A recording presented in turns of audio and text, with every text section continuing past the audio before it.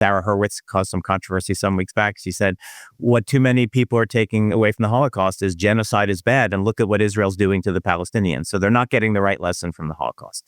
And lastly, what we've done, and I've contributed to this, we've tried to fit anti-Zionism into the anti-Semitism box. Between the three of us, we know ultimately anti-Zionism is anti-Semitic. I actually wrote an 80-page paper, arguing for that in philosophical terms, et cetera. Of course it is, but just as an empirical fact, we've succeeded in persuading only ourselves. We have not persuaded the large majority of people on campuses. That includes the administrators, and it certainly includes the haters.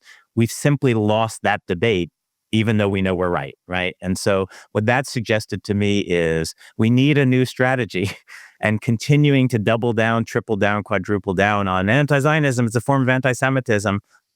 It's time to try something new, just empirically speaking, right? And it turns out that when you think about anti-Zionism a little more deeply, and I do credit Adam Lewis Klein for, I was already sort of going this route a little bit, but he has this ability to articulate it so essentially, as I'm sure you know, right? Anti-Zionism really has its own history. It has its own grammar and logic. It has its own tropes and libels. It's a different animal from traditional anti-Semitism.